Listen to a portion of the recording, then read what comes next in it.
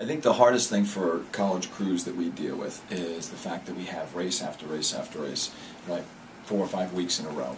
And so getting on the water late, we're still trying to work on developing our race plan, training, while racing. And so I think it's a real delicate balance as far as how much work you do during the week and still give your athletes time to recover before the next upcoming race. And so with the race this past weekend, we'll spend 3 days, 4 days where we're training pretty hard. We'll cut back for a day or two on the volume just to sort of prepare a little bit more for the racing. As a whole, this was a great weekend for our crews. We went into it aiming to beat everybody, came up a little short in Clemson for the majority of the events.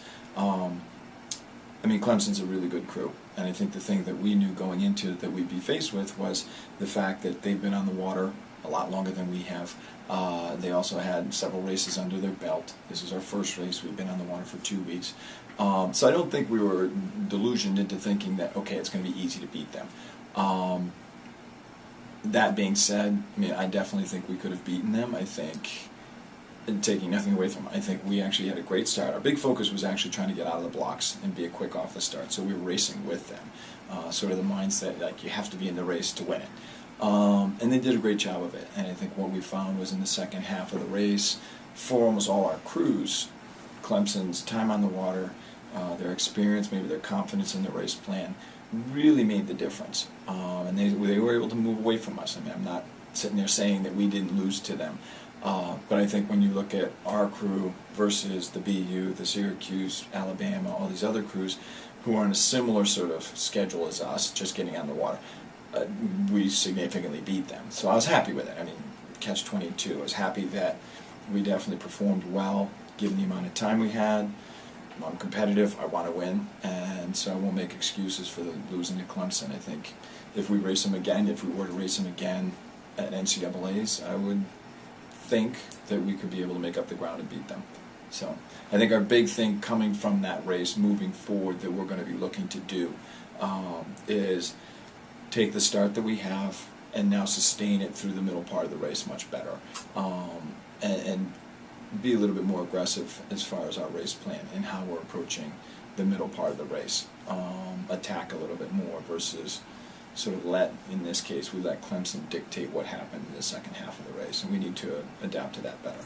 Basically, Notre Dame's the crew that we're going to be really, not dismissing Eastern Michigan or Purdue. Right. We face Purdue, we know that their speed, we feel like we can beat them again. But Notre Dame is going to be the real challenge for us.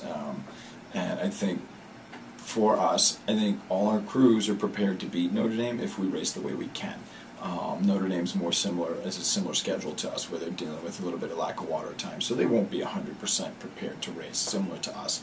And so it's a matter of who's got more things in place, whether it's a start, the base cadence, the moves during the race, and the sprint. So I really think all of our boats are set up to win this weekend. It's really a matter of execution. It's actually the exact same course that we're going to be racing at Big Tens. I mean, that's actually a huge advantage for us to actually get some time on the course. I think we always like to have at least one race each year before our championship regattas, so we can get a sense of sort of, every course is a little bit different. It's not like the basketball stadiums are all exactly the same. Every course is subtly different. And have an opportunity to sit there in a race environment, same that we're going to see with Big Tens, only there'll be all the Big Ten schools, is an advantage. It sort of becomes one from a coach's standpoint. We get a little better understanding of the warm-up traffic patterns, what we can fit in, what we can do, what we can't do.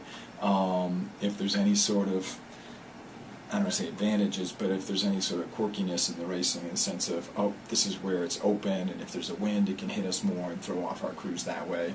Knowing those things is important. And I also think just for the athletes, a sense of comfort of, oh, you know, I know where this is, or I know where that is, or I know how long it takes to get to the starting line. Those are all things that can add up to a lot when it comes to race day. And so I always want to have a race on our championship course before we hit the championships. It's just makes for good coaching.